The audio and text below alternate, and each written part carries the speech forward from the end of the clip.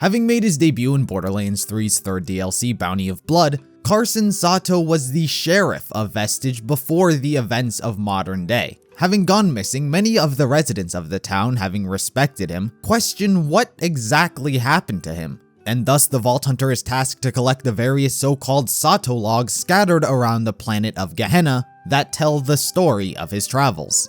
Sato used to be a sheriff in Vestige a few decades back. He rode out one day with a posse to hunt down the Devil Riders, but never returned. I'd appreciate your help in documenting his story. Having been the Sheriff of Vestige, he was frequently at odds with the bandits known as the Devil Riders. In an effort to uncover more truths about them and try to put a stop to them, Sato rode out with his own small posse to snuff them out. And now I'll let you take a listen to all of Carson Sato's travel logs, which very neatly tell his story. Sato here. Me and the gang are fixing to ride out. Now I know a lot of you folk don't understand me leaving. But those Devil Riders keep getting stronger, and I can't protect the town from here. Soon as we're armed and supplied, it's out to the vasts, like the old days. Jet beasts are fueled, irons loaded. Time to head out and hunt down those Devil Rider bastards. We'll ride for the company baths first. I'll leave a few supplies here and there in case anyone wants to join us. But with Ruth Kanara, Rico Alston, and Kendo the Kite by my side, those Devil Riders will be cold in the grave before sundown. Jet beasts tasted blood hours out of Vestige. Rode about half those bastards down. Rest fled to an old company fort. While prepping for another assault, some big damn devil crested the bluff and tore into Kendo something fierce.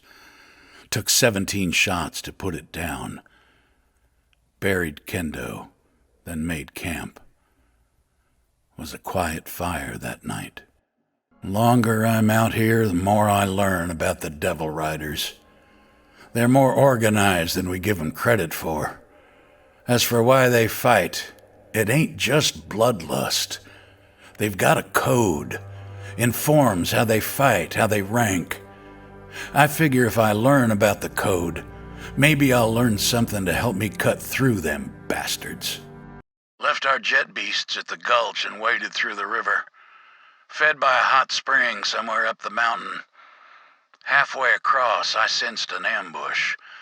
Whispered to Ruth Kanara and Rico Alston to take a bath. Sure enough, those shots came, but the bastards couldn't find the mark. Nothing in the Devil Rider code about fighting fair, that's for damn sure. Devil Rider hideout was stocked with spoils. Munitions, core, you name it. We got into position, but something stayed my hand. Devil Riders were gathered around a screaming fella, tattooing him. The ink was sparkling with core. Soon the fella passed out from the pain. Devil Riders laughed. That's when we let loose. Rivers ran red that night, but they'd cleared by morning when we filled our canteens. Followed a Devil Rider into the forest, saw him go into a hut littered with all sorts of company equipment. Don't know what they were doing in there, but afterwards it seemed like the Bellic steered clear of them. Strange. Ruth Kanara said she heard some scientist from the company days lived in that hut, but when we rode up, the place was abandoned. She must have seen us coming. Captured a Devil Rider today, made him tell us about the code. It's kill or be killed, mostly. Killing the weak's fine. Killing the strong, though? Now that's how you move up. The ink, that's only for the big kills, which gave me an idea. What if we covered ourselves in tattoos and bluff our way into the gang? Just might last long enough to meet their leader and take 'em down. The plan went to ruin real quick. We came across the company facility, covered in ink, wearing Devil Rider disguises. Thought we could sneak in. And it worked for a moment, but not long enough.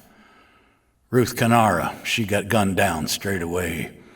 But they captured Rico Alston and me. Guessing this is the end. But if I'm about to breathe my last, at least I took a few of those bastards with me. They put us in a pit, said only one of us was getting out. Rico came at me like a starving devil. I don't blame him. I saw it in his eyes. He'd lost something on the long ride. Had no choice but to put him down. After the fight, Devil Riders chained me to a table and inked his name on my back. Then they said I either ride with them or die. Until I can escape, it looks like I'm a rider. I found something in the jailhouse, Bounty Hunter. Paper stuck between the stones. Looks like the final words of Carson Sato. It says, "I came back, but the town didn't know me no more. Couldn't reason with them neither. Widowmaker takes me tomorrow. I don't blame no one but myself." So that's what happened. At least we know now. Thank you for your help in uncovering this story. I'm going to send you something by mail to show my gratitude.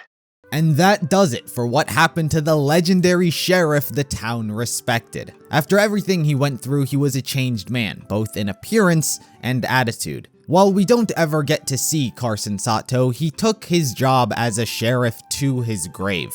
While his story ultimately ended in nothing but failure, the extent he was willing to go through was nothing short of honorable. But anyway guys, that does it for the history of Carson Sato. If there are any other characters you'd like me to do the history of, then be sure to let me know in the comments below, and until next time, I'll see you in the next video.